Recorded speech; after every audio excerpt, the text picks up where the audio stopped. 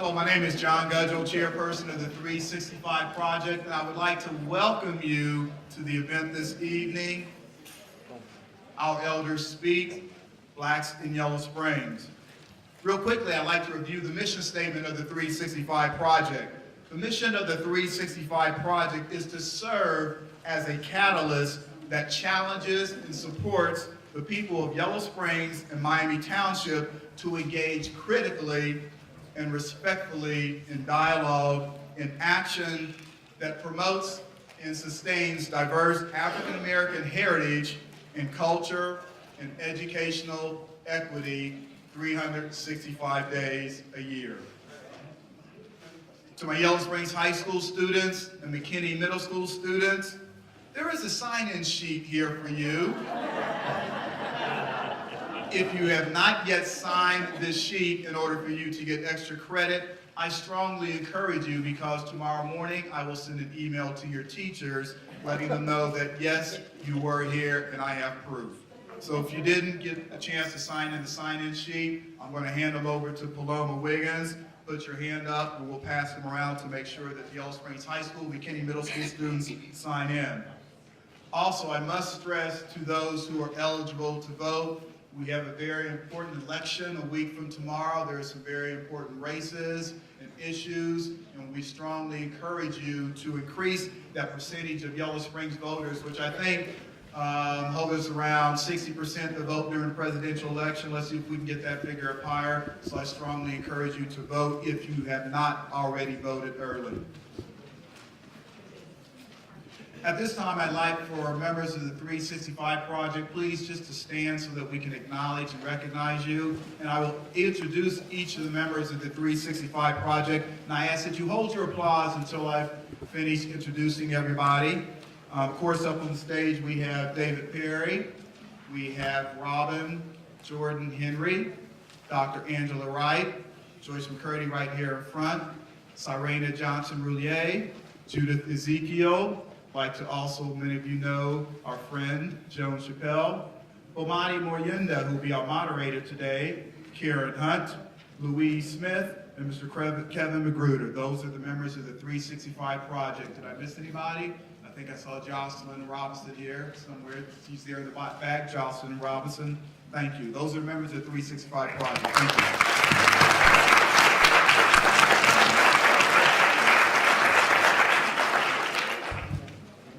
A couple ground rules before we get started. Of course, we ask that you be respectful of the dialogue and discussion this evening. And I don't think I need to establish this ground rule for some of our elderly, wise, wisdom people that are here today. But for our young people and anybody else in attendance, please turn off your cell phones. And not only from the standpoint of being respectful of the discussion and dialogue, but you also see that we have some technology and equipment apparatus that if the cell phones are going off, it interrupts that. So if you don't mind, please turn off the cell phone, or at least at a minimum put it on vibrate. So we have 5 panelists here, people with age, and I say that in a very apologetic manner, people with wisdom. And before I introduce them, as we look around, there are some of us who are longtime residents of Yellow Springs, and although we're here in the village on day-to-day activities and things of that nature, sometimes we don't see each other. And I'm looking around, I'm like, I haven't seen that person in over a year. They look oh so good. So it's just nice to see the outstanding turnout here, and we'll do the attendance count later on, but just look around and you see some faces, some familiar faces, some who we haven't seen in years, and hopefully when the event concludes in about an hour, 45 minutes, you'll have a chance to socialize and talk and whatnot, and we won't kick you out. So our panelists, I'd like to introduce Mrs. Betty Ford, maiden name Cordell, a proud graduate of John Bryan High School class of 1945.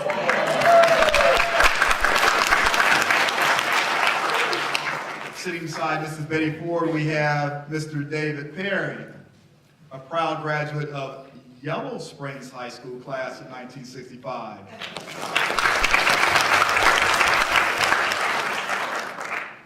Sitting in the middle, Mrs. Isabel Newman, maiden name Adams, a proud graduate of the John Bryan High School class of 1943. I'd like to know if there's anybody here that's older than I am. I'm 86 years old. Thank you. All right. Outstanding, outstanding.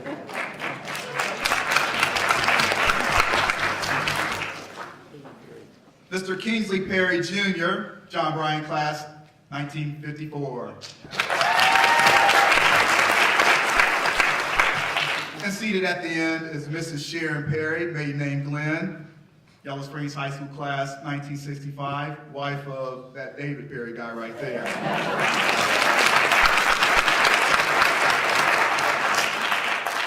So our format this evening will consist of questions that we prepare for the panelists.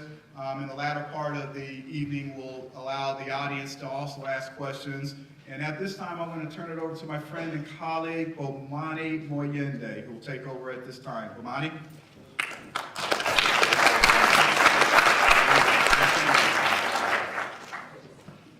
Well, this is just fabulous, that we're having this kind of discussion. I want to thank you all once again for coming out. I know that in private conversations with people over the years, the question has been raised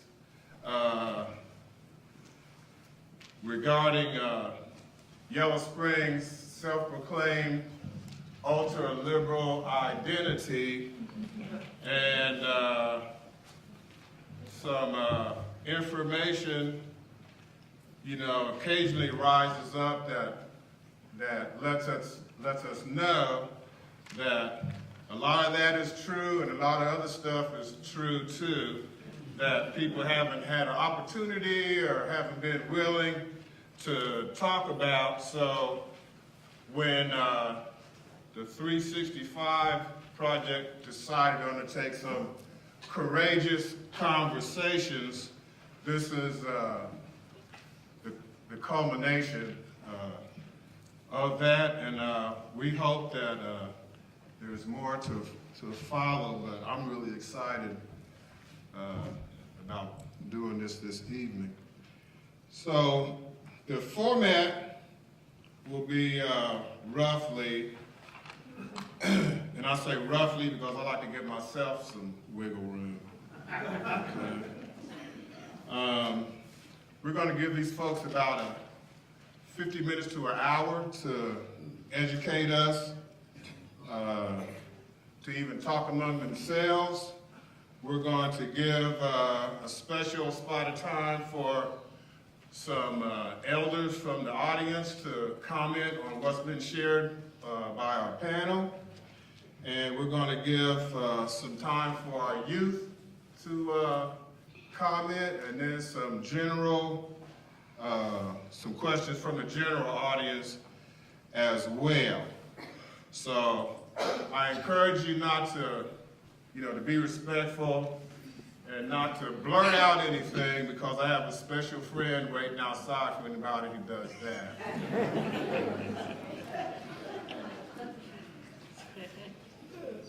So first of all, we'd like to ask our panel members to share just briefly, in a minute or so, how long your family has been in Yellow Springs, what brought you here, that kind of thing. And why don't we start with Mrs. Ford? I knew you'd say that. You did, didn't you? That's Okay. Because you told me not to. I'm 86 years old, and I am a native of Yellow Springs. And my mother actually was born where the Antioch, that little white house that used to be next to the Antioch Tea Room. She was a Lawson. My grandmother owned the property where the Antioch Library is, so she sold that to Antioch College. So my family has been here a long time. And my grandmother was 92 when she died. So, Here, I'll go just right down the line. Go ahead, Dave. David. I don't think you're 86. You said 86. I'm 85. David Perry. David Perry, please. Well, as most of you know, or maybe you don't know, the Perrys have been here since when they found the dirt, I believe.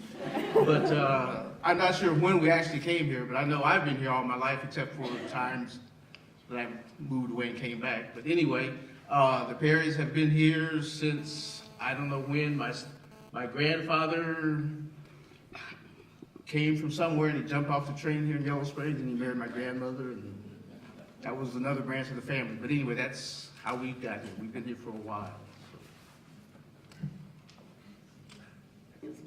Oh, me? Okay. My name is Isabel Adams Newman. And first of all, I want to clarify something. There was an article in the Yellow Springs News stating that I was a descendant of William Gant. That's his name was Gant? William Gant, or how you say it. Well, I don't know if she's here, a lady by the name of Megan somebody called and asked if she could interview me because she knew that I was going to be on the panel. And I told her at that time I didn't have any time because I was kind of busy. I had a sister that was ill and I was getting ready to go to Columbus to see her. And nevertheless, she said, well, could I ask you some questions over the telephone? So I told her, well, okay. But I was really busy. And she asked me, why did I come to Yellow Springs, or why was I going to be on the panel? First of all, I told her because Johnny asked me.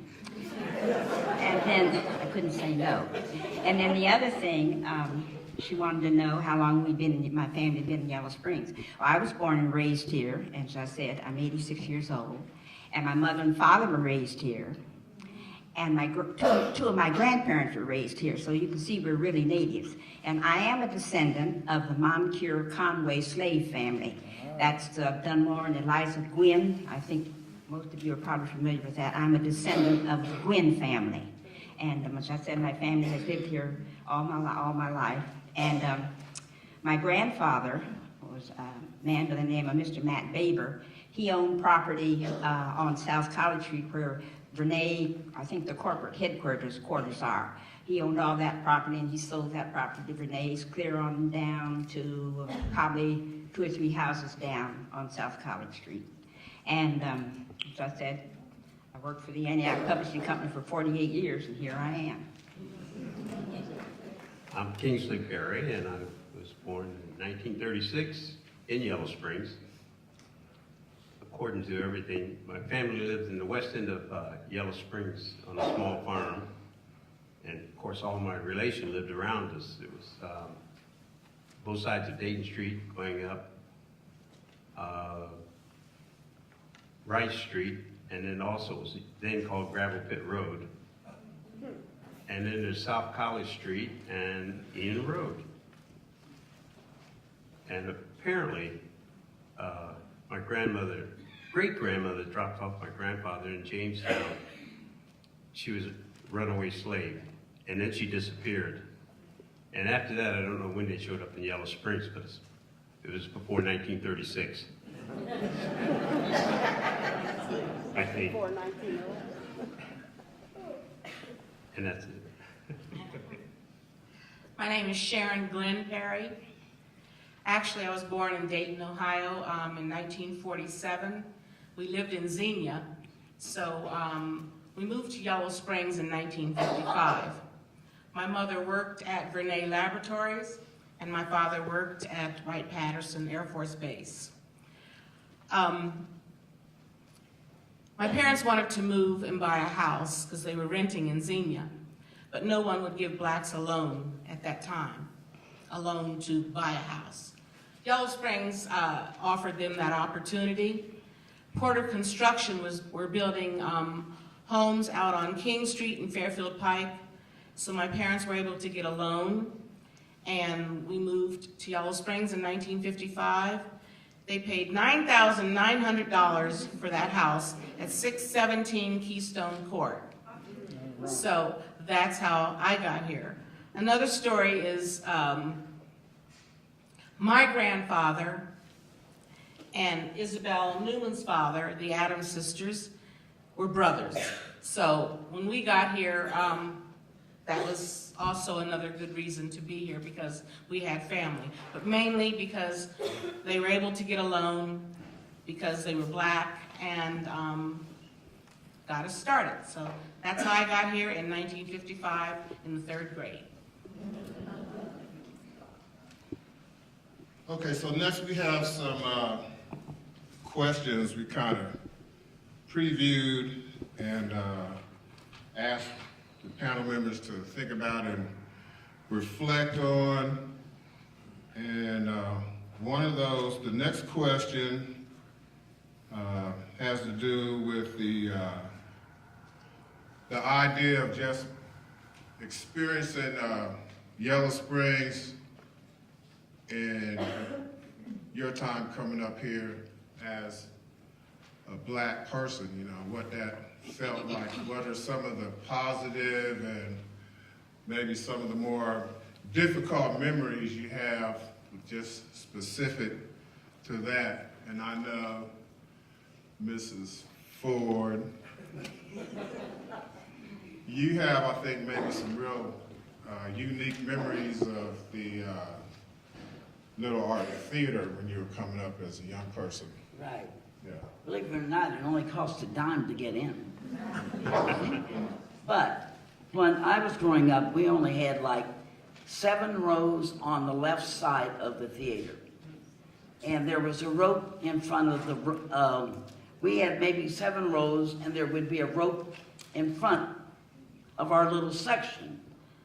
If a white person would sit just in front of the rope, that was all the rows we would get. If a white person did not, then maybe they would move it down if there were more blacks coming in to the theater. But we never got over 7 or 8 rows in going to the theater, and was always on the left-hand side. And if, like I said, if a white sat in front of the rope, then no more blacks were admitted. Just out of curiosity, did you attend movies where there were white kids, you know, of your same age? Oh, sure, yes. There were whites all up and down on the right side and on the left in front of the rope. Okay. So But, I mean, there was nothing I could do. yeah, so when you came out of the theater and had to kind of live in the community with these kids, what was that like for you?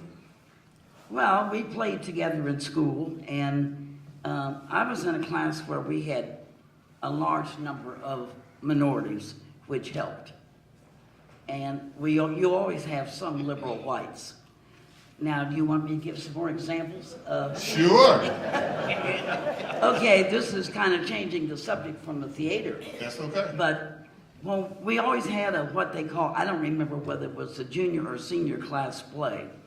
And our English teacher wanted us to have 2 plays, one all black and one all white. Well, like I said, we had quite a few blacks, and you always have some liberal whites. So we disagreed with the English teacher. We said, no, we're going to have 1 play with black and white. So that's what we had. Now, when we had the play, it was integrated, and there was a black person that had to put his arm around a white girl like this. Move up, David.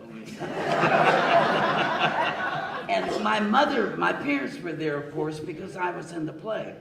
And my mother said, a member of the school board, and if I would call the name, many of you would know him, he was so upset, he put his head down, and his hands in his face. He could not stand to look at a black putting his arm around a white girl in school. What's the world coming to? Now I think that's what he thought. That's what I grew up with. Yeah, okay.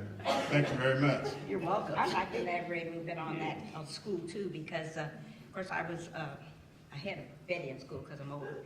But nevertheless, going back to the fact that blacks were never given any opportunity to participate in any of the plays.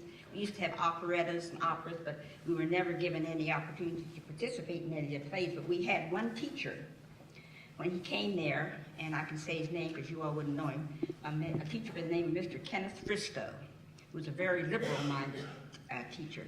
And he decided right then and there that this was something he was going to do about. And what he did, he wrote a play. He said, I'll write a play. Because I think at the end of the school year, we always gave a play. It's the same as, I think they do it now, if I'm not mistaken. But nevertheless, he said he would write a play that would accommodate blacks and whites.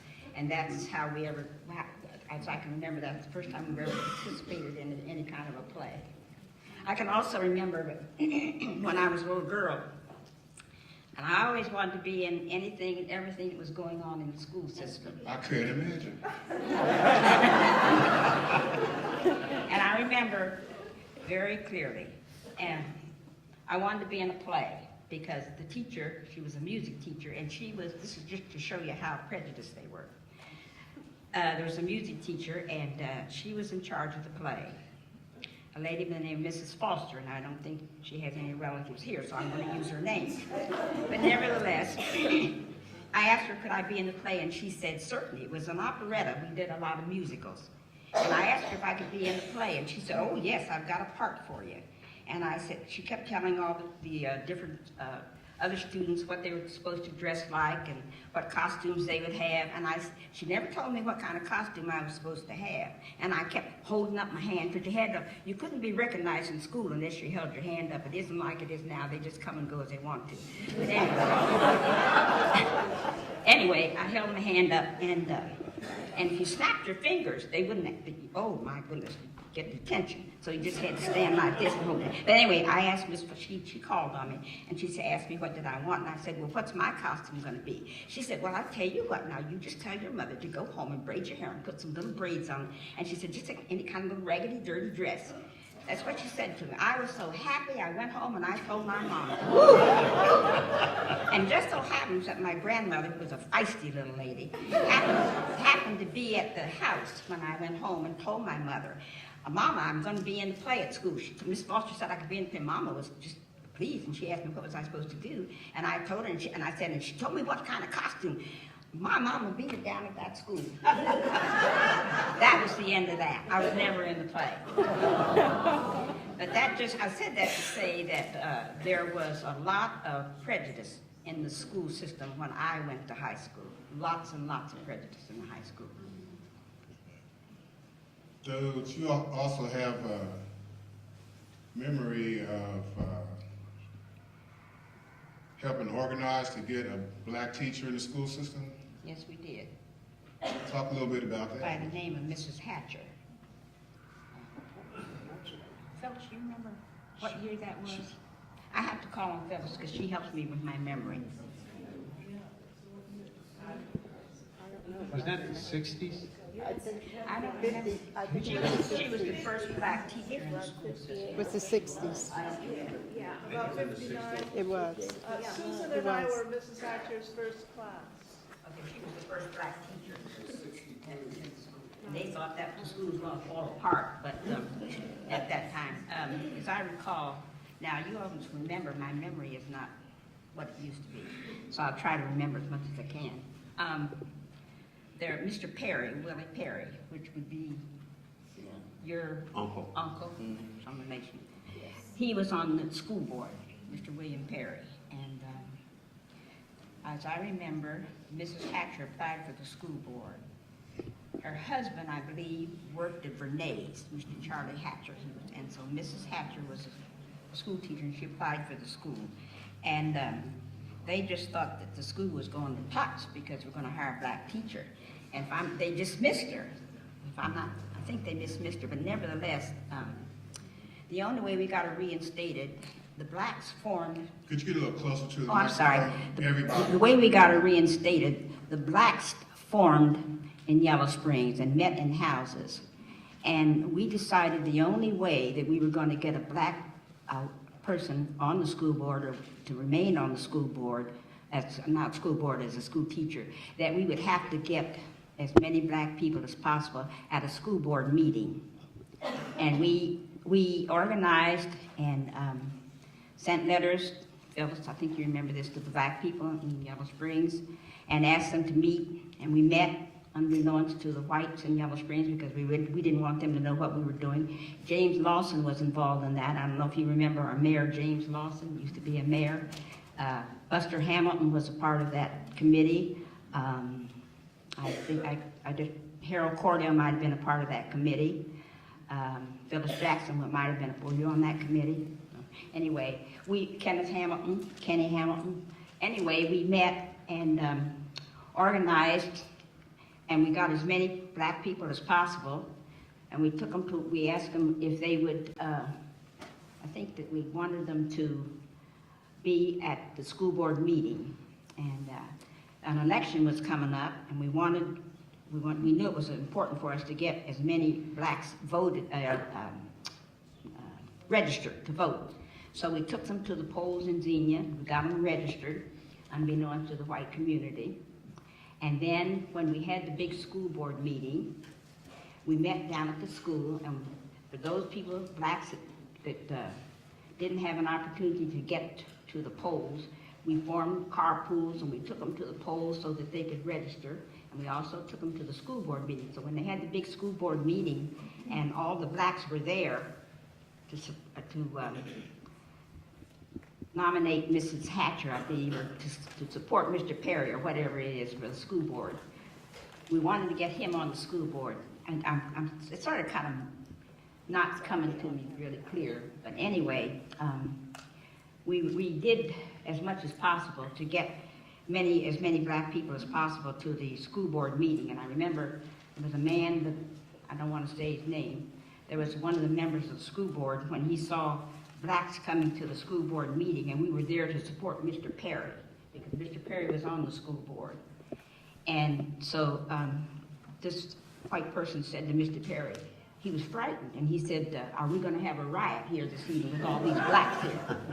And Mr. Perry told him no. Mr. Perry got up, William Perry, he got up and told him, you're dealing with ladies and gentlemen. Anyway, we did get enough people on the school board, which we were able to get a black teacher nominated. I can't remember. I'm sorry. It's not very clear to me, but I just remember something like that.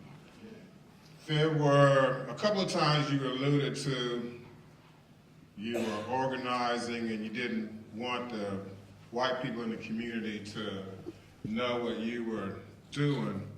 What were your concerns about what would happen if some of the white folks found out what you were up to? We didn't want them to tell us what to do. We knew what to do. We didn't want them telling us what to do because they always thought they had to tell us what to do. We knew. Hello.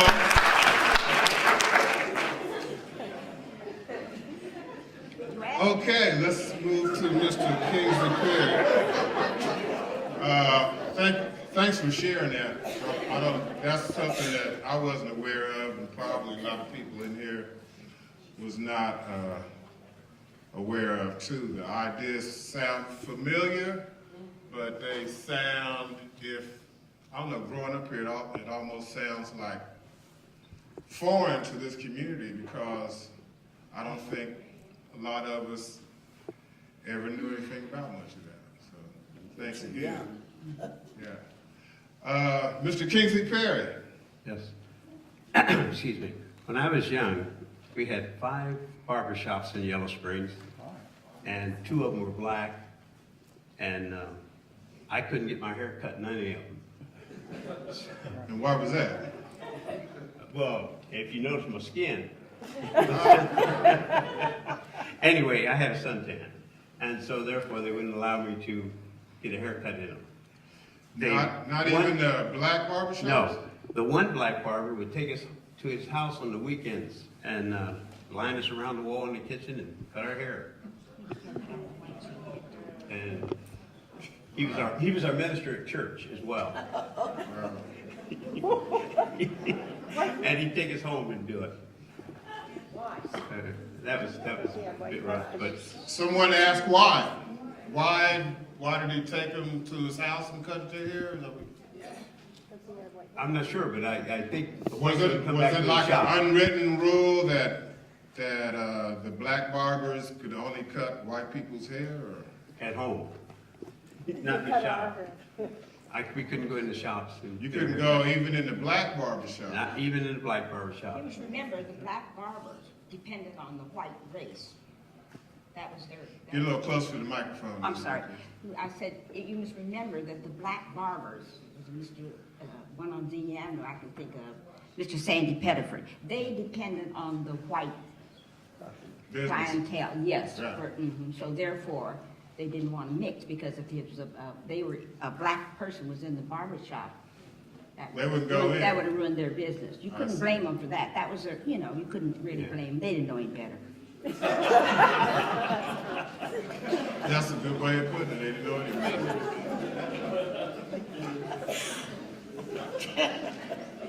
So anyway, after those two barbers, after our barber died, I waited on Emmett Burke finally came to town and we got a haircut here. Otherwise, I hitchhiked to Xenia to get a haircut. Okay. So what was, why were you able to go to Emmett's barber shop and not the, Well, the town was beginning to open up at that point. You could, yeah, a lot of them were Okay. opening up at that point. about what time period are we talking about here? 50s and 60s, Late 50s? yeah. And early 60s. Okay. You could go, and then Emmett arrived about that time and I was able to get my hair cut in town. Okay. What year did you graduate high school? What'd you say? What year did you graduate high school? 54. Okay. Okay, do you have any other memories about what it was like being a student here or during that time? No, I think Yellow Springs really opened up shortly after that, and it was pretty open and it sort of got liberal, I thought. Okay. What are There your, wasn't do you much have we any, couldn't do you have any memories of how that happened? Like, we know the roof just didn't fly off the place. No, it just sort of, it was happening all over.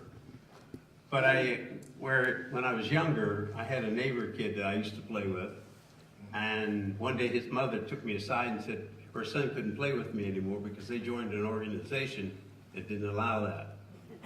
Of course, that only lasted a week because he was back playing with me again. But his mom told me that he couldn't play with me anymore. Oh, I see. Yeah, she said nothing against you. It's just the other people. But it took about a week and then he was back over.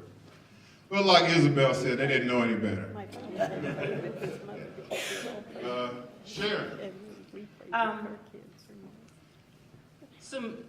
Well, in school, when I went to school in Xenia, kindergarten through up to the 3rd grade, it was an all-black school. We moved here, and of course it was mixed, of course more white than black, but I never felt any different. I felt accepted until a couple of things happened. I think I had been in school maybe about 3 weeks, and I remember this vividly. A little white girl called me the N-word, and my mother had told me that this might happen, but she doubted it. So that day at school, at recess, the young lady and I the little girl and I got into a fight, and she beat me up. I was very upset, and I went home, and my older brother heard about it. He was in the 7th grade. He took me in a closet at home, and he grabbed me up in my collar like this, and he said, "I heard what happened today, and I heard you got beat up." That's not what he really said, but he said, "I heard you got your butt beat." Anyway, he says, "That should never happen. If anybody calls you that, you have to win." He says, "So you go back to school tomorrow, and I want you to start a fight, and you better beat her up. Seriously, and if you come home, and I hear you didn't beat her up, you're gonna have to go back again." So the next day, I went back to school, and I was afraid, and I didn't want to do it, but I knew I had to, otherwise I was gonna get beat up by my brother. So I started a fight with this little girl, and I won. But in winning, I'm saying I won because I beat her up, but I felt like I lost because it hurt so much. It hurt to have to do that, and I didn't know how many more times I'd have to do that. But I never had to do that again. And to my knowledge, I was never called the N-word again to my face. Another thing that happened that sticks in my mind, I was a Brownie and a Girl Scout, and I was like, at that time in the late 50s, I was like the only black Girl Scout, and I was invited to a house here in Yellow Springs, and I can say their names maybe. They own the drugstore, Urban Johnson, and the Girl Scouts had a party there, so I went, and Mrs. Johnson pulled me to the side, and she said, "You're lucky to be here because you're the only black person that's ever been in my house." She says, "But I want you to have a good time." So I was having a good time before that happened, but after she pulled me to the side and told me that, I felt very out of place and I did not have a good time anymore, and I quit the Girl Scouts after that because, of course, I went home crying and told my mom, and she would not have that. And I had to beg her not to go downtown and say anything because my mother was the type that was going to do that. And the whole town probably would have heard about it at that time. But needless to say, that happened, and I was not a Girl Scout again because I chose not to be. But things just kept going on and on. As time went by, I kind of felt like Yellow Springs was a little la-la land place. Because when you would go to Xenia or Springfield, you would get those looks or whatever and be called that name. And then you come back home and it'd be like, oh, everything's just so nice. But that's just how it was. But those are the two main things that have really stuck with me, two negative things, I should say. Girl Scout troops were segregated when I came along. There were no, they were not integrated at all. There was a black Girl Scout, if you don't mind me saying this, she brought that to my mind. Yeah. The only way, the way we got to be Girl Scouts was there was a teacher here well, do you remember Huey Livingston? Does people remember Huey? His mother, Hilda Livingston, and she was a teacher at Antioch College. And she saw the need for us to have a Girl Scout troop, and that's the only way she organized the Black Girl Scout troop, because we were banned from the Girl Scout troops at all. And also there was a black boys, the boys were not it was not integrated. It was a black man by the name of Mr. John Miller, and he was over the boys. Remember that, Charlie? The Boy Scout troops, but they were segregated also when we were little, very segregated. I was in that scout troop that was all black, but they integrated the white ones. So when I went to camp, I went with a mixed group, and I was shocked because in Springfield they had a black group, Xenia they had a black group, all of them in the camp, and I couldn't figure out why they just have one troop there. But Yellow Springs was integrated when I went to camp. I was integrated when I was a Girl Scout too. Yeah. I'm a little bit younger than you.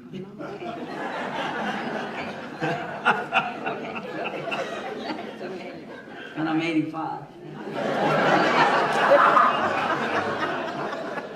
Well, I'm sure we'll get to the bottom of this age issue.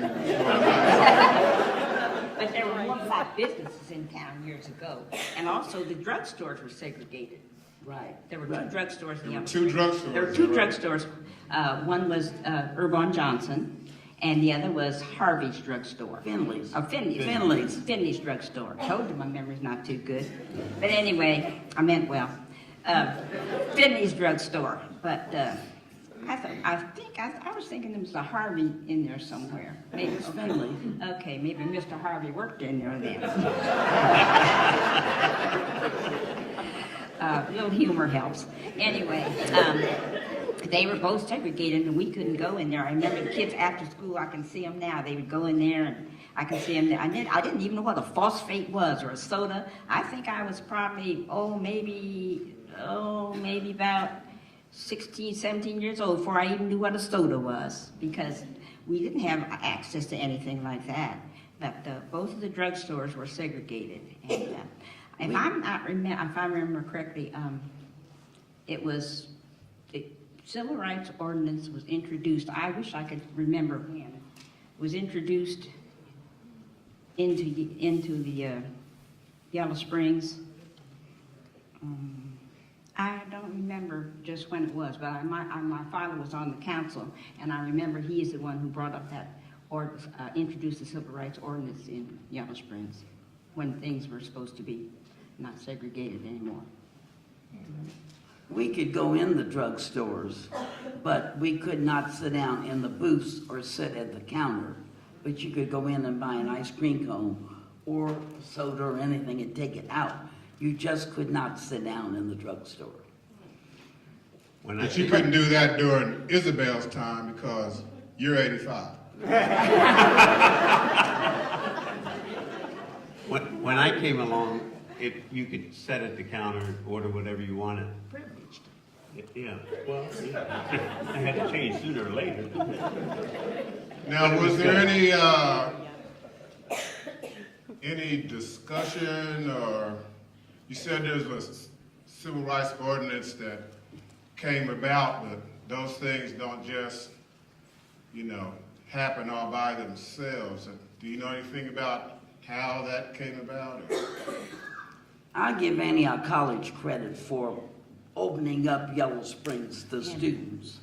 They really opened up the theater as far as I'm concerned, and they have helped to open up Yellow Springs. Yellow Springs would not be what it is without Antioch College. Then, To me, they are a plus. They're an asset to Yellow Springs. Antioch has made us what we are now.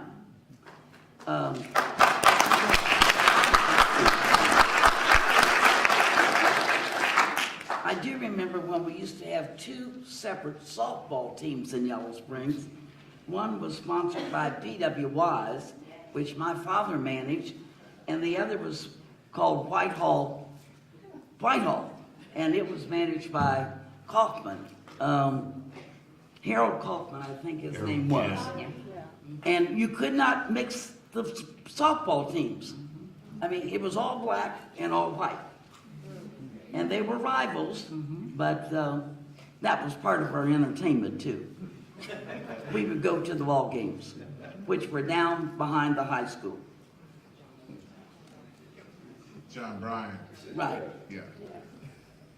Okay. Well, I forgot. Something else that I was going to ask. Did the black teams Yes, play they against did. each They other? did play each other. And of course, my father was manager, and I was there rooting for P.W. Wise. That's the team. Both of my brothers played on the team. One was in center field, and one was in third base. My cousin James Lawson played. So it was an all-black team. But P.W. Wise, the grocery store, they used to own where Tom's Market is. For some of you younger people, that's what P.W.Y. stands for. He owned the grocery store in Yellow Springs years and years ago, before Eddie Luttrell even. Yeah. Oh, yeah, Did the black teams play against the white teams? Of course, yes. And we would often win.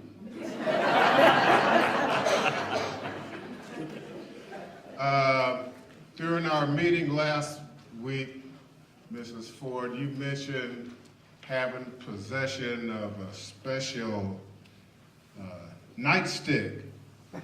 Yeah, I don't know how it happened, and Phyllis Jackson is here, she might help me. But my grandfather, I did not know him because he died before I was born. He was a marshal in Yellow Springs. His name was James Lawson, and in fact, I double-checked today to see if I still have it. I have his bully stick, I almost brought it. Now, do you know what, back in the 1800s, Phyllis, when that was? Pardon? At the turn of the century, probably around 1901 or 2. Phyllis says probably 1901 or 02. It was also her grandfather. But I don't know how he got to be Marshal of Yellow Springs, because he was black.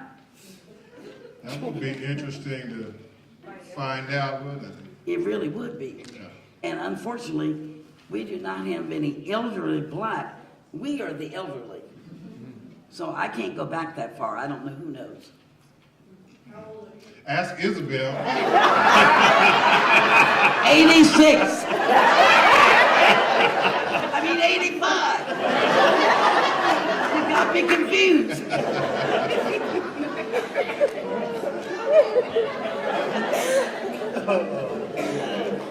Yeah, you know better. I'm gonna write it down for you. 85.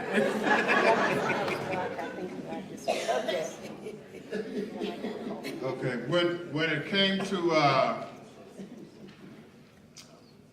when you were, say, young, elementary school, high school kids, did you travel out of town? And if so, what was that like? Were the surrounding communities much different as far as the experience, you know, as far as how people treated you when you went there to shop or? You're in Yellow Yeah. Springs? I went to visit my grandmother in Xenia, and I got on the bicycle and went down to Shawnee Park. And there was all these white kids in the water, so I got in with them. And some guy rushed over and said, "You get out of that water!" And I didn't think he was talking to me, because I hadn't done anything. He said, "You!" He get out of this park. So I went home and told my grandmother. She said, "You're not allowed in that park. You have to stay up in the east end of Xenia." And I think Columbus Street was the end of that. So it was a lot more prejudice in Yellow Springs, I felt. And you couldn't go to theater there either. There was No, you one theater you could go to, and I think it was 14 cents or something. But that's the only one we were allowed in. What? 14 cents theater. Yeah. You could watch cowboy movies on Saturday. Anyone else have experience of traveling out of town? Did you get like kind of prepared? Sometimes I remember going traveling down south with my folks, you know, as a youngster, and having them giving me some special information about how to act in certain situations and where we could stop, where we wouldn't stop, and things like that. Do you have any of those kind of memories? I never went down south. Well, did you go to, well, you went to Xenia. Well, I guess you're right. Well, I knew not to go to the park. So I think there were some other places I wasn't allowed to go either, but that's the only place I got thrown out of. We were involved in school activities and church activities, moonlight picnics. We did things more as a family years ago. It's not that way anymore. Okay. So those are the kind of things that help you cope with those negative experiences, things that made it difficult being black in this town, to experience discrimination, desegregation, or... I remember traveling out of town when I was young with my parents. They would go to Washington, D.C. quite a bit. But I never really noticed any segregation or racial things because we always ended up in the black neighborhood in Washington, D.C. So when we traveled, I didn't experience anything except for being in a big city. It was like, whoa, that was different. Traveling to other places locally, yeah. Don't go to Fairborn. Don't go to some other place. Enon. Don't go to certain places. Springfield, I never went there that much, and when I did, it was on the black side of town. So in Xenia, there was, yeah. We could go to Montgomery Ward's, J.C. Penney's, and the theater, I think it was. And those are the only places I remember that we could go. The other places, we were always, well, I was always told, you know, just go to this store, and that store, and come on back home. Don't hang around, and especially be home before dark. So that might be my little experience of traveling out of town when I was young that I can remember. What about interscholastic sports? playing teams, you know, in the surrounding areas? Any issues there? Or? They couldn't deny it because there's so many blacks that were excelled in sports, so they couldn't deny it. Okay. How do you mean that? They couldn't do Well, for example, some of the basketball players were black and they were pretty good, and so they were on the teams. that? Okay. They excelled then. I heard though, when they were young in Yellow Springs, they only allowed 2 blacks on the floor at one time. I don't remember anything like that. Yeah, I don't. I was told that. I didn't experience that when I was coming up. Everybody got to play. I never heard of that. I never heard of anything like But they that. said only 2. They put 2 on the floor at a time. And a white guy told me that's what they did. Basketball? Basketball. I So they don't put recall. 2 They only allowed 2 on the floor. And I don't know how long ago that's been. I don't recall anything like that. It could have been, but I just don't recall that. I don't either.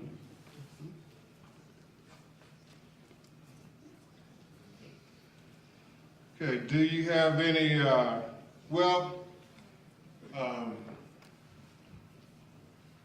would like to tell us about some of the other black-owned businesses that were downtown? I remember being here, there was a lot of black businesses, well, I thought. Stagner Cleaners, Hawk's Shoe Shop, the Barber Shop, Jake's Party Store. There could have been others, but those are the main ones that I remember, and they were quite busy, and they were quite respected, and it was great. And now there's, I don't think any, and town just seems a little different to me. Well, I was gone, of course, about 30 years, and when I was little, or here, those black businesses were here, but coming back, there weren't any. My husband and I had a business for a short while, Memory Lane Signs, and it only lasted for about 3 years, mainly because we worked every day and we could only open the shop Friday, Saturday, and Sunday. And literally for 3 years we went nowhere but to work and to the shop. So we gave that up, but we still, sometimes we'll sell the signs on the side. And then I think there was Loxley's here. She and her husband had a store where they sold kids' clothes, and then they had the restaurant. And there was another lady here from Ethiopia. I forget what. Mesky. Thank you. Yeah. She had a store, and gradually they just all dissipated. There was Com's Restaurant. Thank you. Rita Kaz, right? Com's, yes, Com's. That's another one. Gabby's, yes. I have that written down, but I forgot, yes. Seems like I heard there was a black-owned grocery store. There was. There was. Mr. Oliver Henry. That was on the corner, I was on High Street. Mr. Oliver Henry was on High Street. So on High Street and Corner Davis and High. Davidson High Street. Mr. Oliver Henry. The bowling alley. The bowling alley? That my cousin built the bowling alley, so yes. Bill Harris. Bill Harris, and he also, He had where an the credit appliance union store is, downtown. had an Okay, appliance. don't get up, Bubba. Yes, yeah, but yeah, there were more. Don't be picking on my don't be picking on my sister now. Yeah, you watch it. I was just listening, short of and them. Bill Harris was one of the first people to have a store right down, appliance store right downtown, and then he built the appliance store. Not the first black to have a store, but he had the appliance store. Okay, would you start over, please? Okay. No, you see me, Kingsley? Yeah, I see you Okay. there. That's all right. Bill Harris had an appliance That's store my where the babysitter. credit union is today.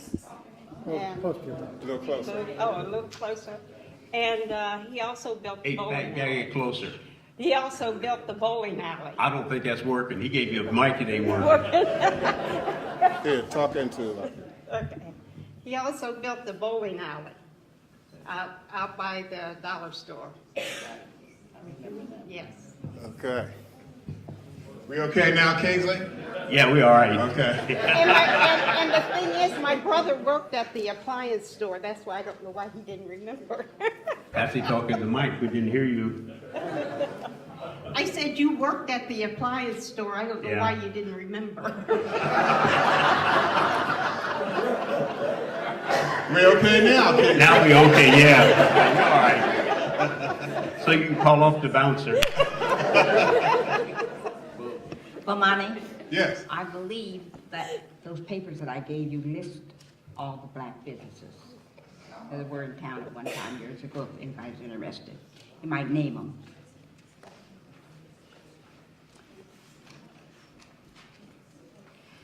No one mentioned Okay, well, Jazz Johnson. Right.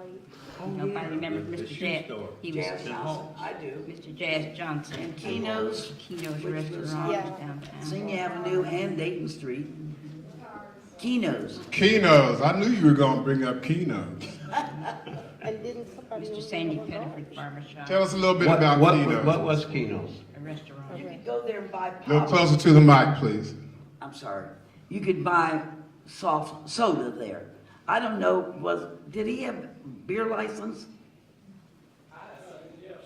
I don't remember if he had. He sold beer?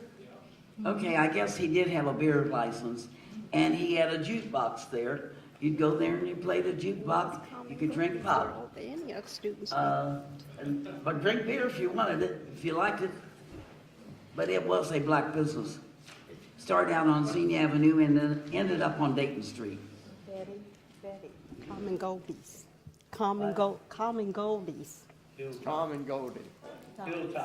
Hilltop, no, it wasn't No, that wasn't Hilltop. Hilltop. Common Goldies Bar. On, You talking about Comms? yes, uh-huh. It was calm. Yeah, right, but his wife was Goldie and she worked there, yes. Everybody knew where Combs was located though. Is that what you're asking me? No, you didn't mention it as a black business. Right, Combs was a black business. Yeah. Yeah, I think Many, somebody many did Antioch mention that. students went to Combs. Yeah. They used to go there for Goldie's chicken. Yeah, right. Okay. Let me ask you one more question, and we can just start on this end and go down the line. What do you think has changed today, both positively and negatively, regarding the black community here, race relations, experience in the village? How do you think the town is different in regards to race relations today? Race relations today. Tag it to the mic. What, the question is, how is the town different in race relations today? Yes. Is that the question? Yes. You need to give me a little time to think about it. Well, things are definitely better. I have to say, people are more educated. The blacks are, of course, the whites are, and they're more liberal-minded. And I think many, many blacks in this community, and I'm proud to say I'm from a family that was well respected in Yellow Springs. I am proud of that. And everybody that knew my parents will agree with me. But that is important in Yellow Springs. I think people have, I think the blacks are educated that are in Yellow Springs, many of them. I think they're involved in trying to do, when I say they, I mean we as well, because I'm black. I think we try and do our part in the community. I think it's true in raising our children. You gotta give me a little more time to think. You can pass and we can come back to you. Okay, I'll pass. I'll come back. All right. Have race relations improved in Yellow Springs? Since I've grown up here, since I've spent time here then and now, yes, they've changed, but there is still racism. I don't care what you do or say, it's still alive and well and kicking. It's more, I won't say hidden, but it's more subtle today than it was during my time growing up. I knew what was going on there because you get slurs and pointies and looks and stares. Today it's a little more hidden, but you can still see it. It's still out there. Very strong in some people, and that's sad. But it has changed quite a bit here in Yellow Springs. Now, if we could get this to kind of blossom throughout the country, it might be good. But there's still a lot of work to be done here in Yellow Springs. For one reason, if you look around the crowd tonight, for instance, look at the population. How many blacks do you see out here? Tonight, there's a good turnout of blacks. But as far as that being, well, wait a minute, let me regroup a second. I guess what I'm trying to say is racism is disappearing in Yellow Springs because the black people aren't involved like they used to be.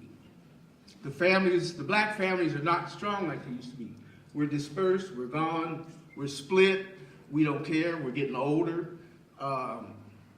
Black history, black culture is not taught like it should be. We need more of that in Yellow Springs and everywhere, but just here, speaking tonight, there is not enough cohesion between the blacks and the whites. There is, oh yeah, all the kids get along great, all the old elderly, all the middle-aged people get along great, but there's still the traces that's, I've noticed it since I've been back, and I've been back 20 years. I mean, it's not as strong as it used to be, but yeah, it's still here, definitely, definitely. And as far as I'm concerned, well, maybe I shouldn't say this, but it's kind of strong. It'll never disappear. Racism will always be wherever we are. In my lifetime anyway, and most everybody's lifetime out there. That's just my personal feeling. That's my point of view. Yeah. And you're certainly entitled to that.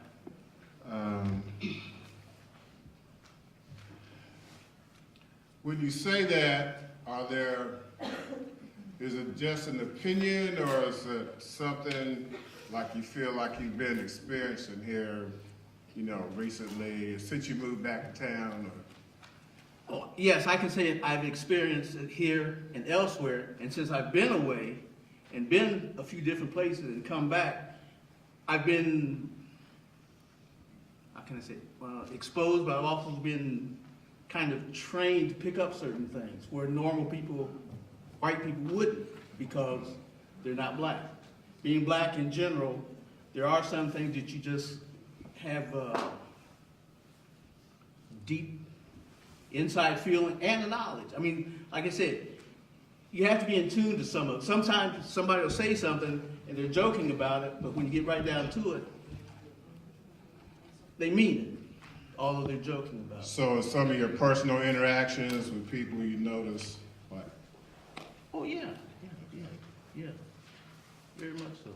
I mean, it's not a constant everyday thing, no, but you know, you can, oh, there we go. And maybe 3, 4, 5 months later, oh, there it went again.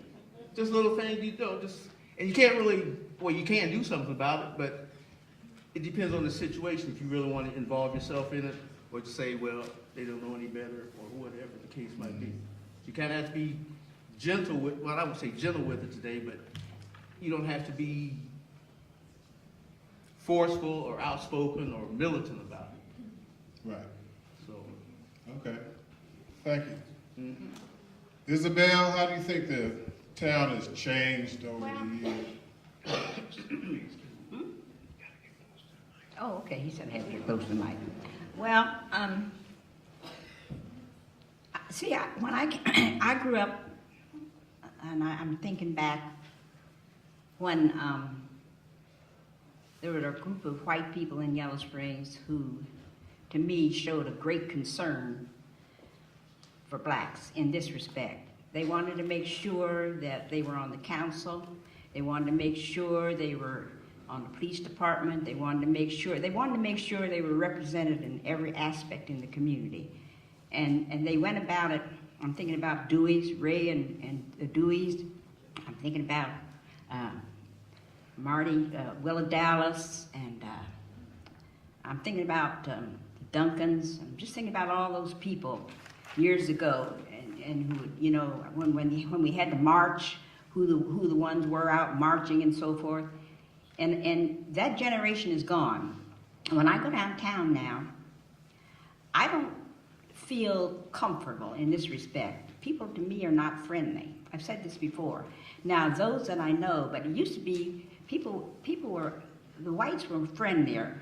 Now, this could be, it's because maybe I should initiate and say hello. But to me, it's just not, the atmosphere has changed. It's just, I don't see that many, well, of course, I think also the black community has dwindled. There are not as many black families as there used to be in Yellow Springs, but I don't see the same Yellow Springs that I saw years ago where I felt really comfortable.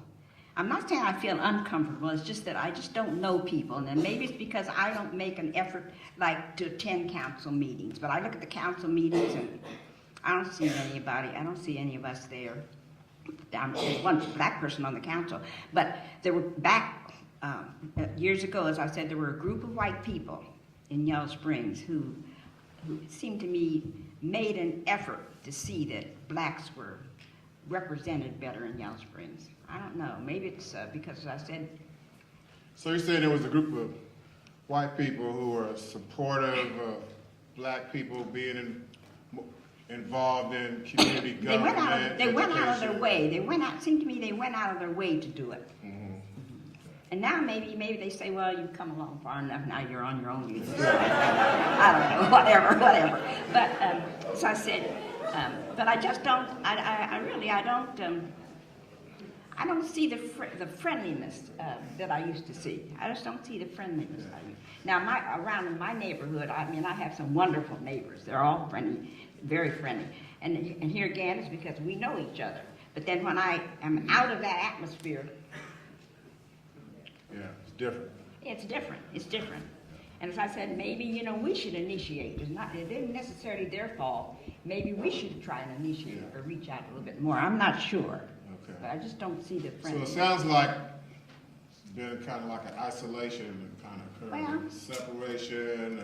But I'm not less saying it's their social fault. kind of You see what I mean? I'm not sure. The atmosphere is just not as friendly as far as I'm concerned.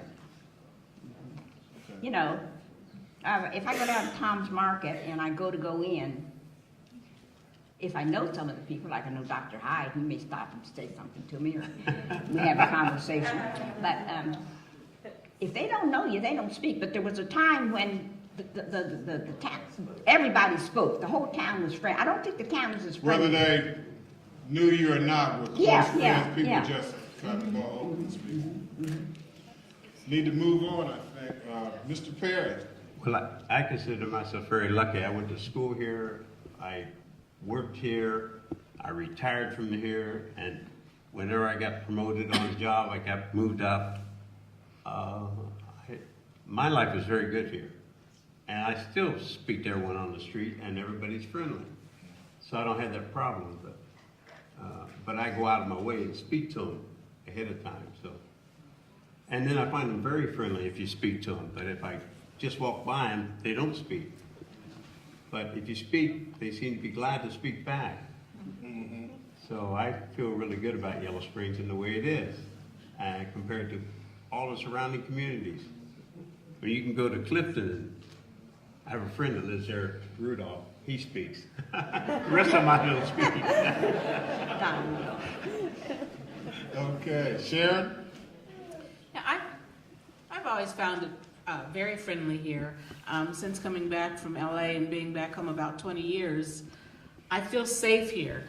Coming back, I was always looking over my shoulder, and then I realized you don't have to do that, but I still do it because just being programmed like that, being gone 30 years living in Los Angeles. But I feel safe here, I feel comfortable. I feel that everybody is, not everybody, but almost everybody is very friendly. However, there's a lot of people that I don't know anymore. I know a lot of the older people and maybe their kids or grandkids. Other than that, I just really don't know anybody anymore. And as far as not knowing people, say like you go downtown, right, people don't speak like they used to. I And- spoke to you the other day.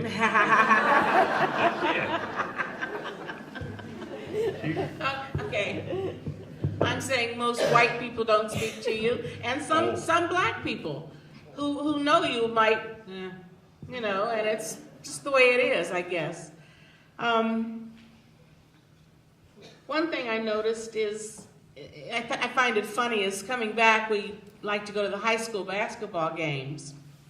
And I never noticed this when I was younger, but we go to the high school basketball games, and each game, you know, it's so fun, yeah, you know, but then when they play Jefferson from Dayton, you know, all the black people come from Jefferson. Scared them, didn't it? No, it didn't scare me, but it was very funny to watch how the whole police department would show up at the high school when they did not do that for the other games. And I thought, And then you wonder, where did all the black people go? Where did they go? When we graduated in '65, there were 83 kids that graduated from our senior class. Out of those 83, I would say maybe 15 were black.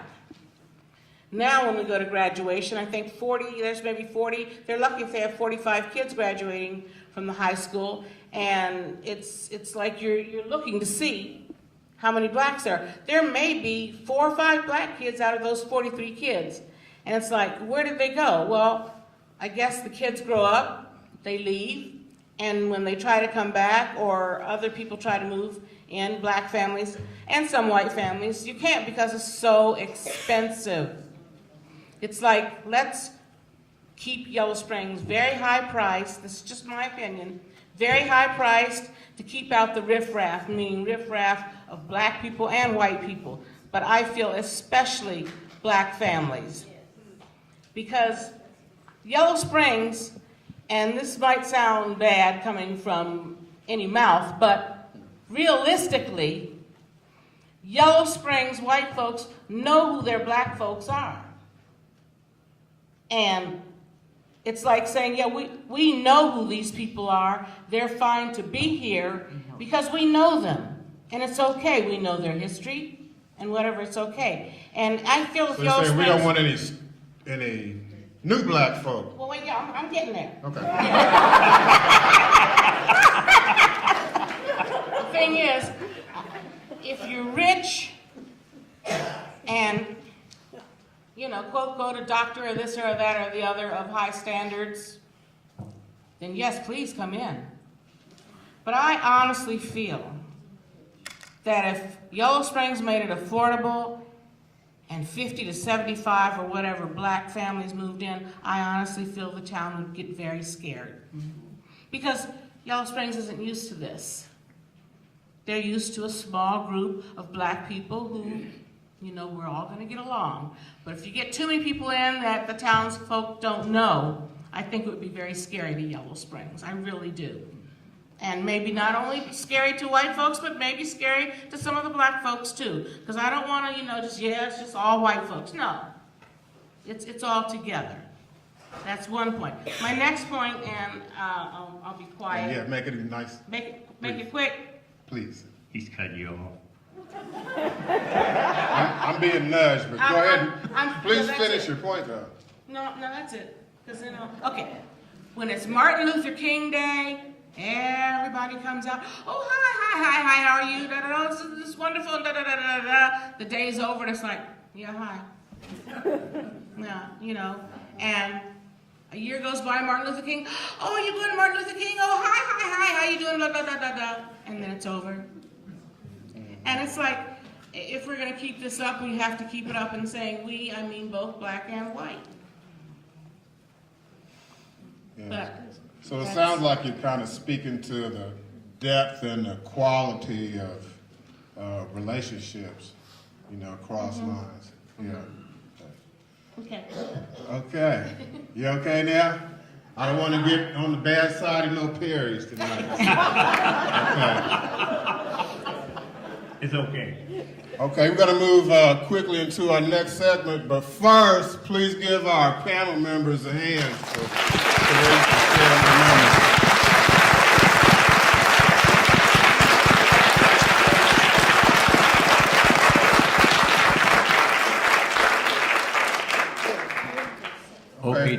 clap.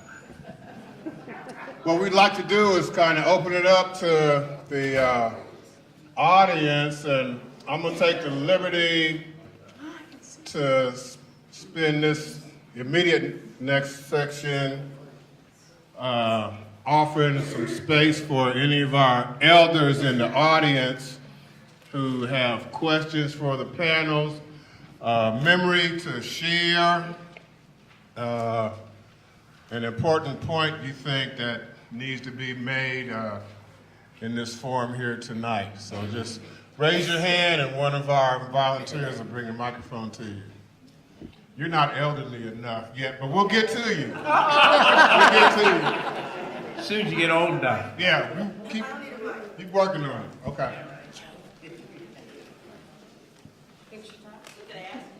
Mrs. Jackson is there. It won't get recorded.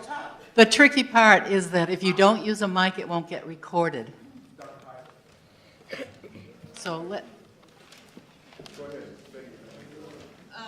I'm Joan Edwards. I live right across from the high school on the corner of West South College and East Eden. And when I bought that piece of property, I learned not too long. Could you use the mic?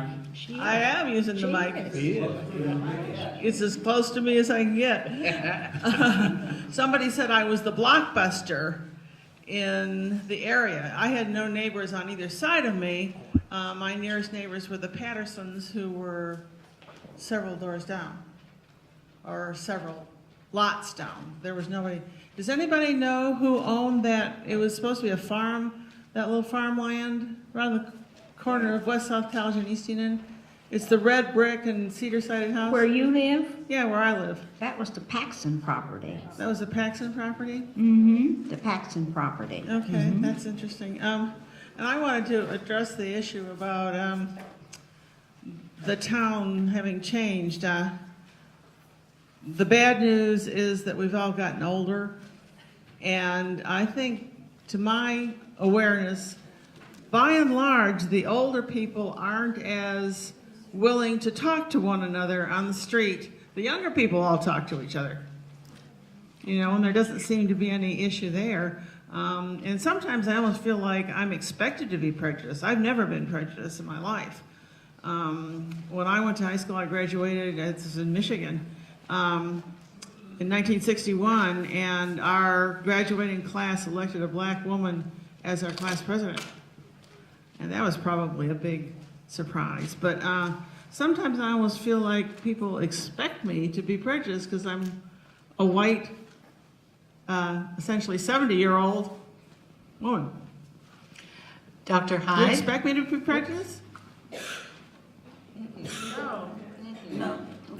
I don't expect anyone No. to be prejudiced. It's just, when it happens, that's what it is. But it could also be reversed too. Not, you know, I mean, we're talking about black people in the black history of Yellow Springs. Well, black folks are prejudiced too. Let's not get that twisted, okay?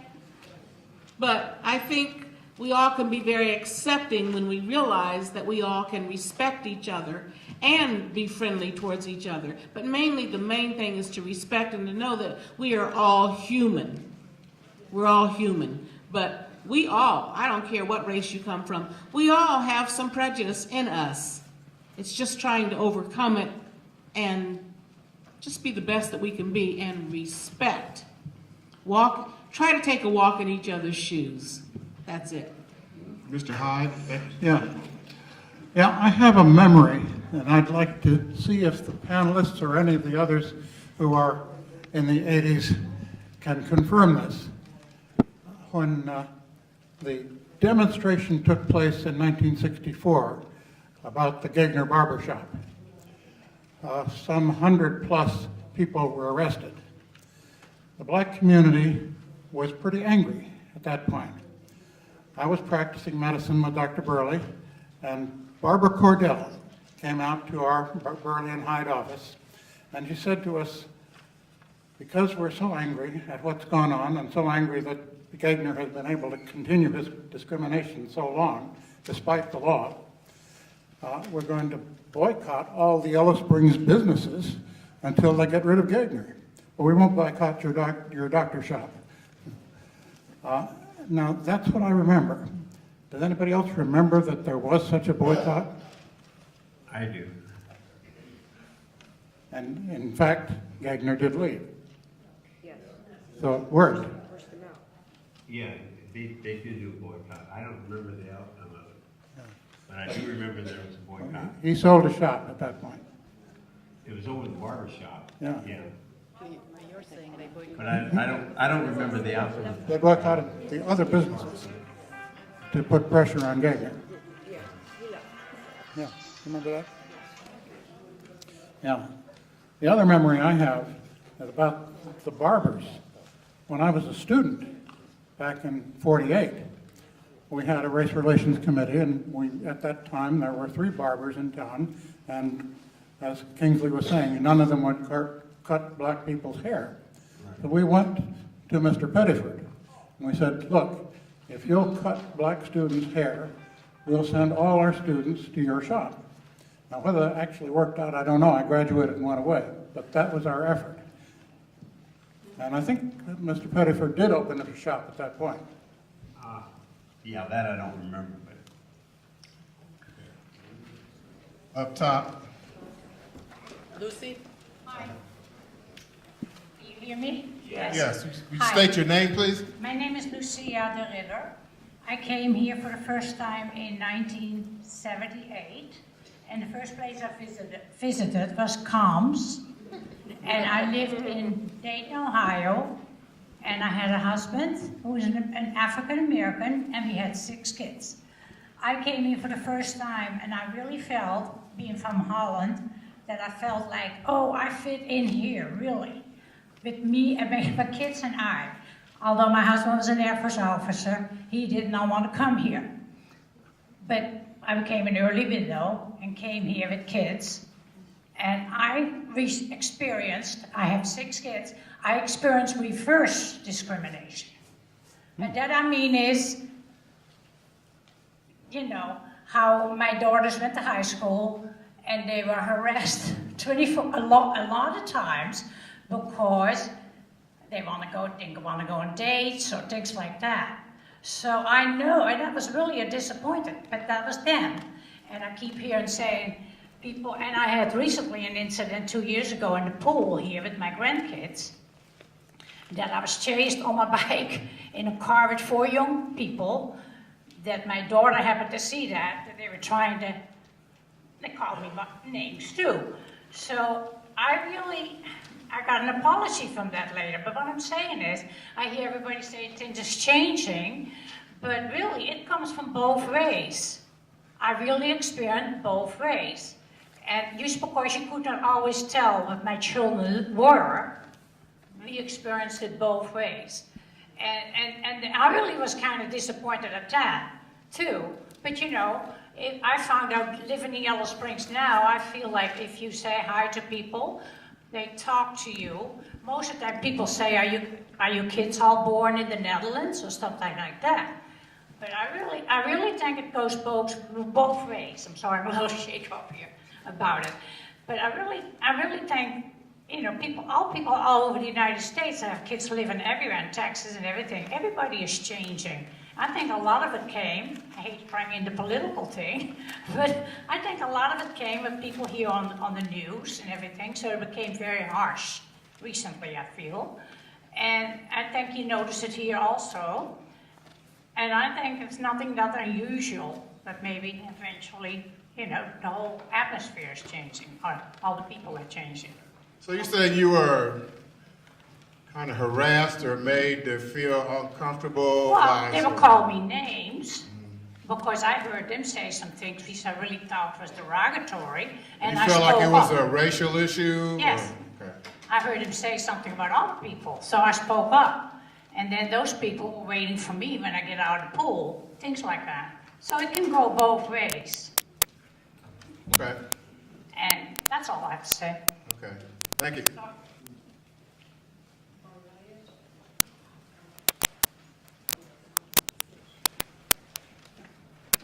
Don't say I'm not an elder. I'm up there. Okay, I wanted to ask a question. When I first moved here, Would you tell us your name? Aurelia please? Blake. Aurelia Blake. Okay, when I first moved here, I was stationed at Wright-Patterson.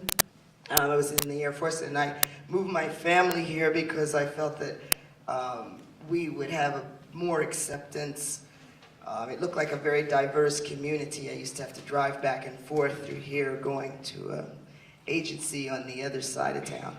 But when we did move here, I was really impressed that a lot of the people in positions of responsibility were black. So I really thought I had struck on a gold mine. We had a black police chief, we had black principals, we had black teachers in the school, and then slowly but surely things change, and that's inevitable. But I just wonder how you feel about, there must have been a period of time, listening to what you're saying happened in the 50s, and then what began to change, and then what resulted, and I came here at the end of the 80s. So there was a period of time, it was almost like a Renaissance period, you know, a golden heyday. And then we got to this period. I mean, I was just sitting with one of my neighbors up here, and she said, how many black teachers are there in the school? I think you can count on one hand in the whole Yellow Springs School District. I think you can count on one hand. So that's been a change just in the years since I moved here, and I've only been here since '89. So can anybody speak to that? And the other question was, what was the treatment for during your growing up? What was the medical treatment? Were there black doctors, or did you have to go to another place, or did white doctors refuse to treat you? Or that was the question. So comment, question, I'm done. Thank you. There were no black doctors, but we were very well treated by the white doctors in Yellow Springs. There was never any problem. I remember there was a place called Smith when I was a little girl, called Smith's Sanitarium, and I don't think anybody will remember that. It was on, let me see, what's the name of that street? Center College Street, I believe. It was on the corner, you know where Fells used to be on the corner? Fells on Livermore Street was around the corner from Livermore Street, catty-cornered across from the King Center. It was a white place, a house there called Smith's Sanitarium. But before that, we were, I think the doctor's office was on the campus, down where, next to where the old library used to be. And we were treated very well, had no problem. And I said my tonsils were taken out at this place called Smith's Sanitarium. We had white doctors, there were no black doctors, but I don't ever remember being mistreated. I don't think we were mistreated in any way as far as I'm concerned. I just don't remember. No, I didn't have any problem. We had two doctors that were, I think they were both Dr. Taylors. One was on Walnut Street. I'm not sure, I think Kent Bristol lives in that house now. That's right. Yes. And the other one, Xenia Avenue. yeah, he was on Xenia Avenue. And you'd go to the doctor in those days, it would be like 50 cents. Believe me, I can remember that. But I can go back further, Betty, because I'm 86. The doctor where the Speedway station is now, right where Alan Macbeth lives, that was a doctor's office there, and was a doctor there by the name of Dr. Marshall. I think he might have delivered me, in fact, old Dr. Marshall. So I think there were several doctors in town. And you might, I don't know whether you all realize this, but there was I forget exactly when it was formed, but there was a group that was called the Yellow Springs Committee for Racial Equality, which was a very active group back in the 40s. Right. And they had an awful lot to do with opening up some of the businesses. For example, the Glen Cafe, which was across the street, where, let me see, I think it's the Gwyn, where what's the name of the place? Yeah, where the Wind is now. That was owned by the DeWine brothers, and we were not allowed to eat there. Anyway, that's all right. But anyway. I was leery of that group because the teacher that wanted to have two separate plays belonged to that group. Yellow Springs Committee for Racial Equality. How could he convince me he was on my side? And once they threw a rock through the window, I said, forget it. Betty went home.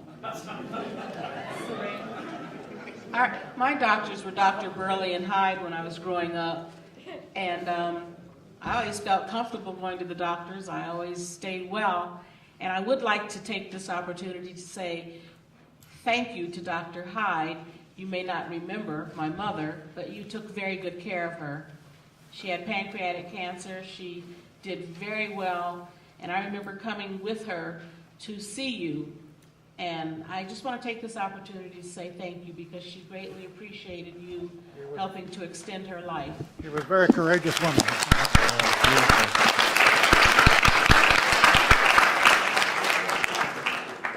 He also did our whole family. Go ahead and introduce yourself, please. Sorry.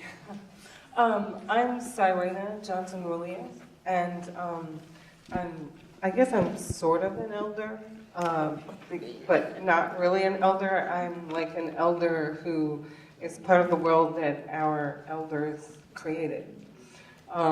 So I grew up here, and I wanted to comment on what Sharon had said, because I think one thing that maybe we could take note of that you didn't mention with regard to new people coming into the community is that along with the possibility of maybe not accepting new black people, there are many new white people who come into the community.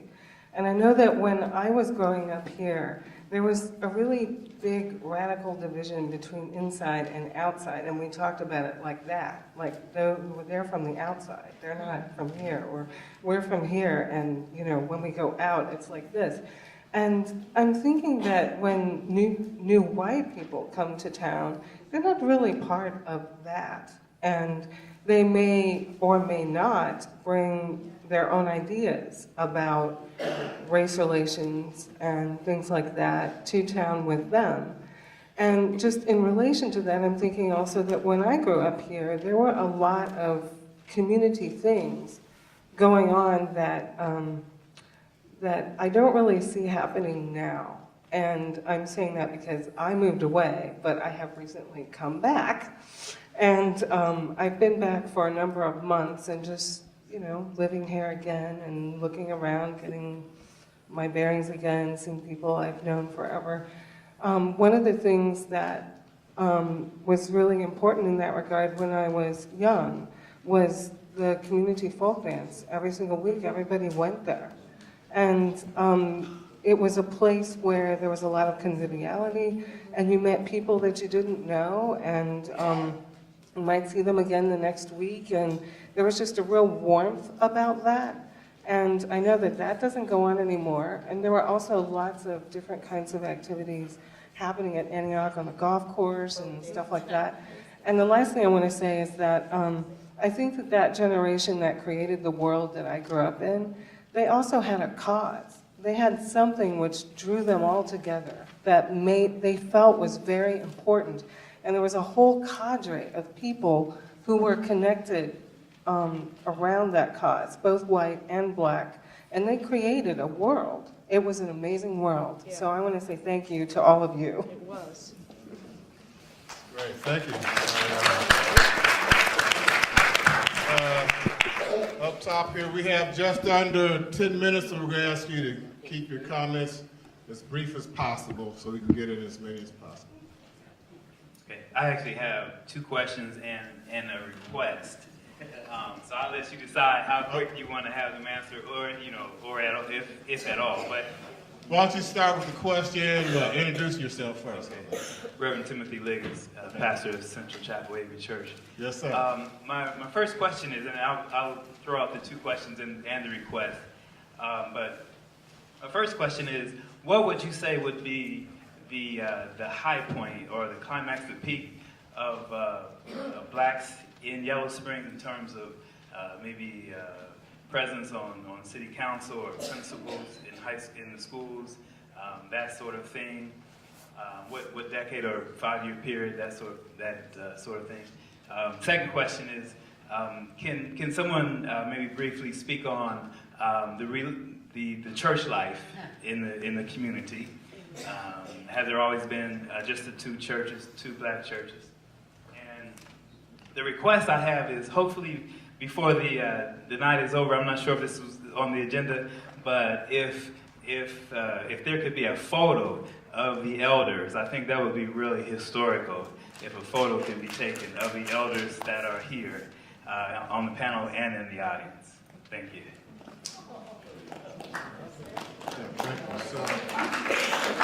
I didn't get all of his first question. I didn't hear all of your first question, Reverend.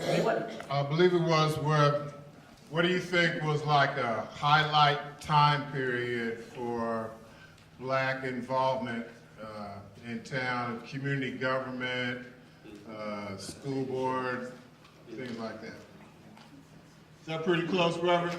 Okay, I want to stay on the good side of the Reverend. Yellow Springs opened up, we had a black police chief. My husband was on the school board for 12 years when my son, who is here, was in the first grade all through the 12th. So that, that was a long time. James Lawson was... What time period? What time period Early was that? 60s? Or? That was in the... When did you start school, Falk? 50s and 60s? Yeah. Okay, right. James Lawson was the mayor. We've had numerous black teachers, and we've had a black principal. Several, right. So Yellow Springs has experienced all that, Reverend Liggins. We've had a lot of blacks involved in important roles in the community. Is that your question? Because okay. there was now, the other part of it was what? Church. There have always been two black churches, the Baptist and the Methodist. That has not changed. And I go to your church. I belong to your church. I'm a Methodist. I think that there were many blacks that were held public offices back then because there was a need for it. We saw a need for it then. And now that I'm thinking about it, there doesn't seem that great a need for it because since there's the community is not as prejudiced in some respects as it used to be. So as it is a liberal community, there's no doubt about it. And but there was a need back then to have better representation. But for some reason or other, there seems to be, I see my niece is holding her hand up. I don't know what that's for. Maybe that's to tell me to be quiet. Could it be a praise? Why don't you let them know? My name is Robin Jordan Henry, and I grew up here.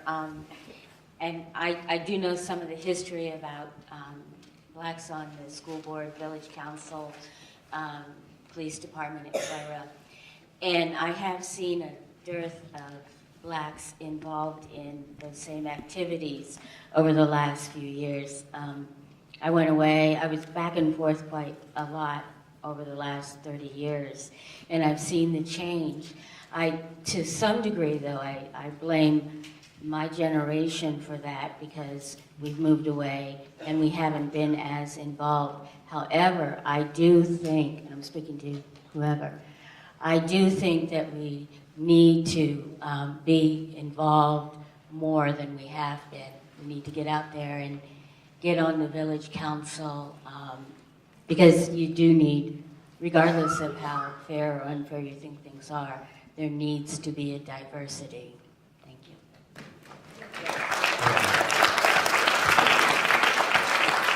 I'm just going to throw this out real quickly. We've got under 5 minutes to go, but I recall some movement in the school systems, specifically at the high school, to address not just the idea of how many black teachers we have on staff, but some curricular issues, being some steam behind the movement to get some, actually a Black History course taught at the high school. Is there anybody else besides me who might have a memory about that?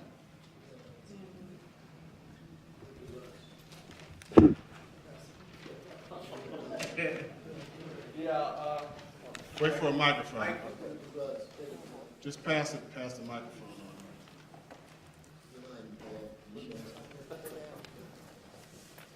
Yes, my name is Russell Cordell.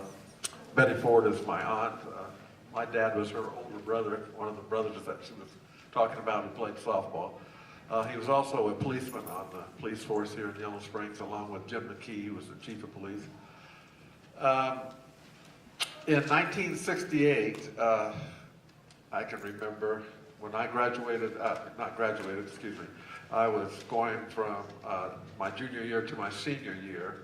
Our American history teacher was so upset that we were going to have Black history taught our senior year that she wouldn't sign any of our papers, our cards, to let us say we could go take this class.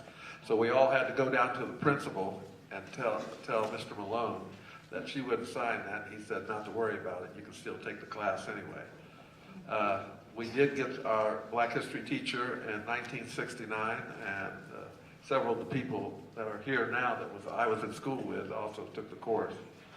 So that's what I remember about it. Mrs. Willis. Mrs. Willis, yes.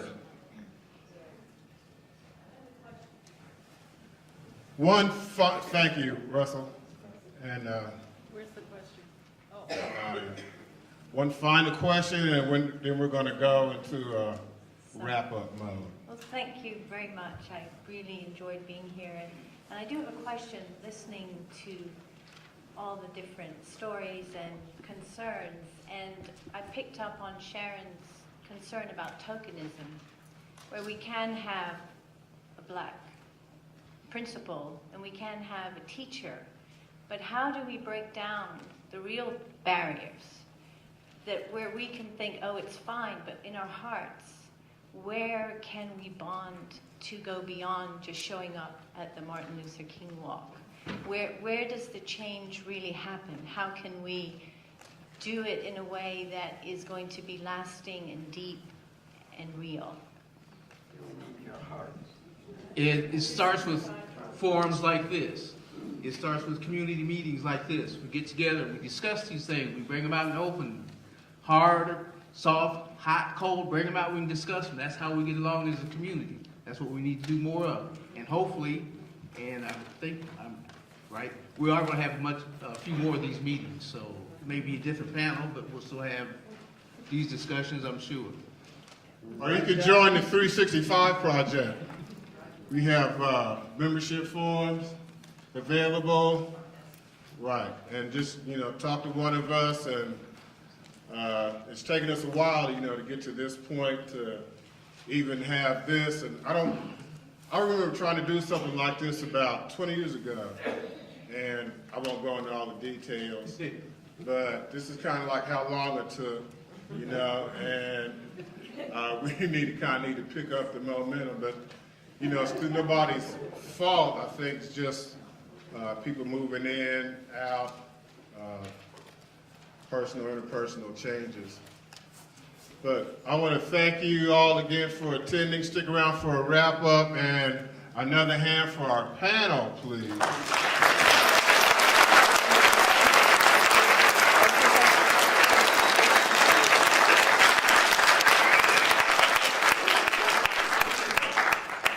I think we also need to recognize Bomani Moyenda for an excellent job as moderator. Thank you, sir. Thank you. Thank you.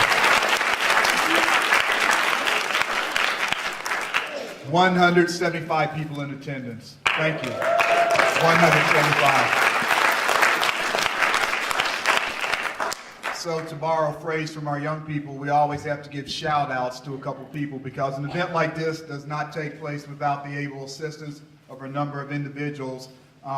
First off, I'd like to extend and acknowledge a thank you to Antioch University Midwest. Some of you walked in here today and you said, ooh, this is the first time I've ever been in here.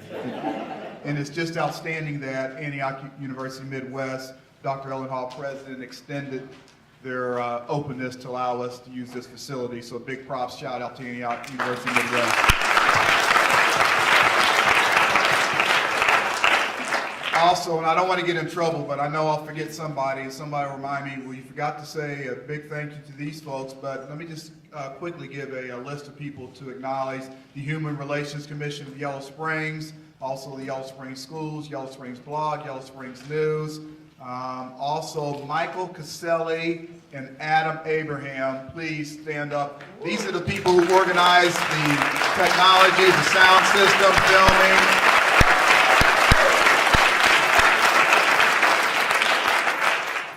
Paul Abendroff is here from Channel 5. This will be rebroadcast and replayed on local cable access Channel 5. We'll get that information out.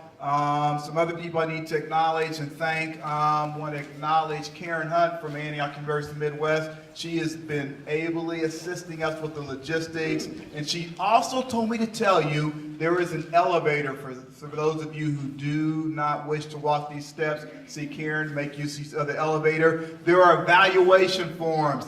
Please, it helps us immensely if you could fill out those evaluation forms. Louise Smith is passing out pencils. If you have not already done so, you can leave the evaluation forms right here with any of the 365 project members. Also, there are membership forms out on the front table. The 365 project will be sponsoring the Lane Comedies Film Fest in the next several months. We asked you to patronize that. If there's anything I did not say, did not acknowledge, again, a thank you to the panelists. If some of our elderly do want to have a picture taken, you can gather right up front here. We can get your picture taken. And we want you to be warm, be safe. Don't forget to vote. Thank you, thank you, thank you.